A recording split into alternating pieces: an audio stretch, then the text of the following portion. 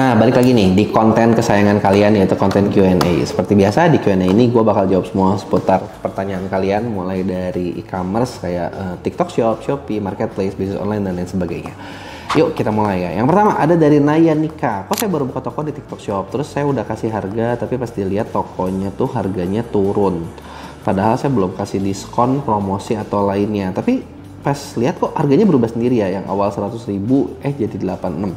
Itu kenapa ya? Nah gini, udah bikin toko, udah kasih harga, terus ternyata turun. Nah bisa jadi gini, kamu tuh bisa jadi dapat promo dari TikTok Shop. Ya selamat sih sebenarnya, ketika kalau lu dapat promo, TikTok yang ngasih voucher. Artinya kalau misalnya terima, kamu terimanya full, cuman kepotong admin biasa aja.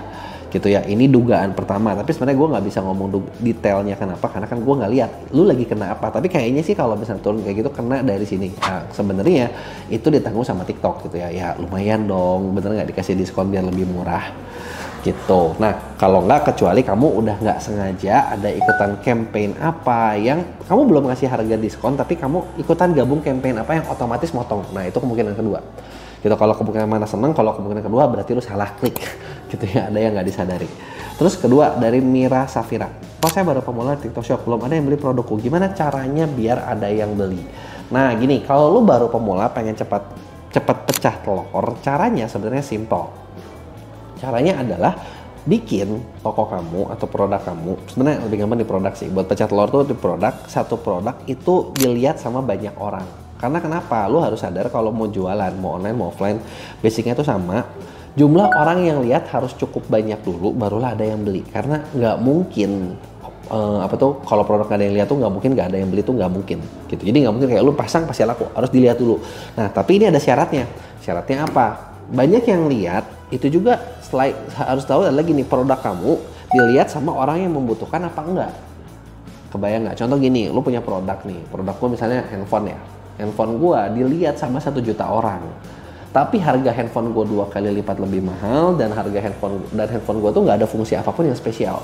Mau dilihat sama 1 miliar orang pun belum tentu ada yang beli. Ya mungkin adalah satu kali ya yang gila, terus yang beli, kenapa nih barang mahal sekali gitu kan, terus udah beli dia kecewa juga gitu ya. Nah tapi kalau misalnya secara produk kamu misalnya menyelesaikan masalah dari jadi solusi buat orang gitu kan, menyelesaikan masalah, ada kebutuhan yang dipenuhi, ya pasti ada yang beli gitu kan, asal yang lihatnya cukup banyak.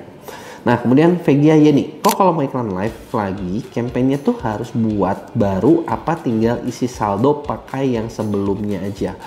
Ini kan live TikTok kan ya. Nah kalau kan live TikTok sebenarnya kalau kampanye udah buat ya lu pastiin ada saldo di jalan terus gitu, kecuali lu pause kampanye gitu ya. Kalau nggak ada saldo wajar, si live-nya kan nggak jalan ya. Nah tapi gini ya, catat ini kalau lu pakai di TikTok Ads Manager ya.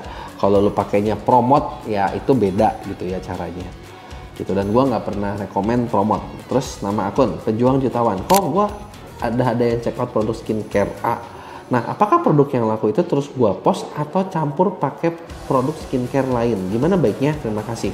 Gini, lu affiliate apa seller nih? Gue bingung nih. Tapi kalau dari cara lu jawab kayaknya gue pikir affiliate ya. Jadi kalau lu affiliate, lu udah post A, udah ada yang check out nih, lu udah bikin konten, udah gitu bagus gitu kan. Nah terus gimana ya? Sekarang gini, ada beberapa model. Nah, lu harus sadar nih, produk A laku gitu ya. Nah, lu bisa aja bikin konten lain tentang produk tersebut dengan angle yang berbeda.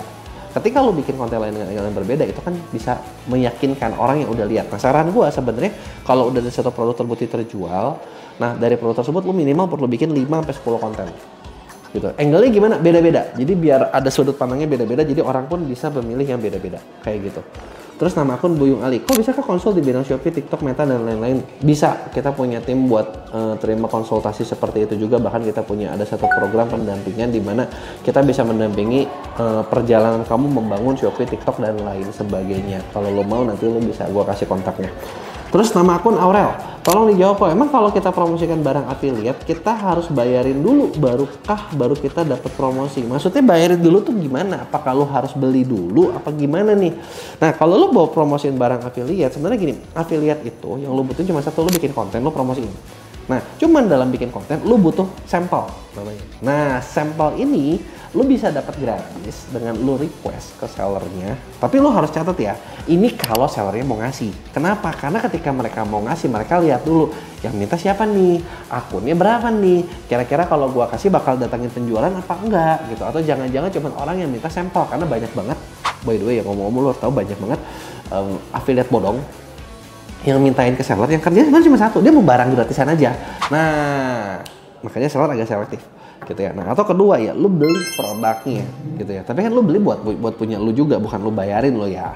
Atau ketiga, kalau lu gua tahu, aduh gua nggak mau nih, gua nggak mau keluar duit buat beli sampelnya, ya udah, lu pakailah barang yang ada di rumah. Kan udah lu beli, nggak usah keluar duit lagi, cari tokonya, kurang lebih caranya kayak gitu. Terus nama akun Traveling Hits. Kok saya seller Shopee yang tadinya status star seller, sekarang penjualan nyungsep jadi non star seller di bawah 50 orderan. Tapi kok biaya admin masih kena hampir 10%. Nah, ini dia emang aturan baru itu. Tapi nggak, sebenarnya dibilangin bukan aturan baru ya. Sebenarnya dari penyesuaian admin terakhir, admin Shopee itu, apalagi nanti yang terbaru ya, yang terbaru itu yang nanti berlakunya di September, emang star sama non star sama Shopee disamain. Jadi kayaknya dia capek gitu kan, kayak gue pengen lu bikin star dong biar lu lebih diunggulin segala macam.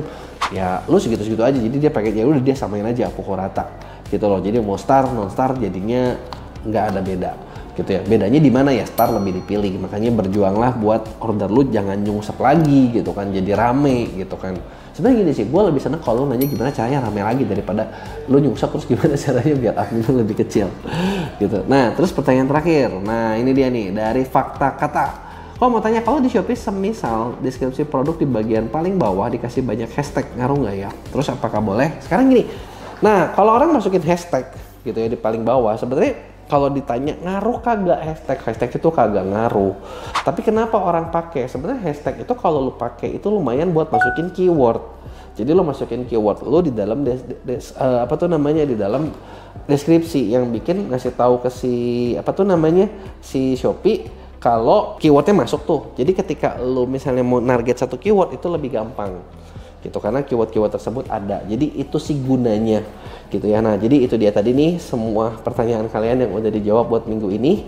Nah, buat kalian yang masih punya banyak pertanyaan lain seputar e-commerce kayak TikTok, Marketplace, Shopee, terus udah gitu bisnis online dan sebagainya, lu bisa tanya di kolom komen, nanti gua bawain di minggu depan.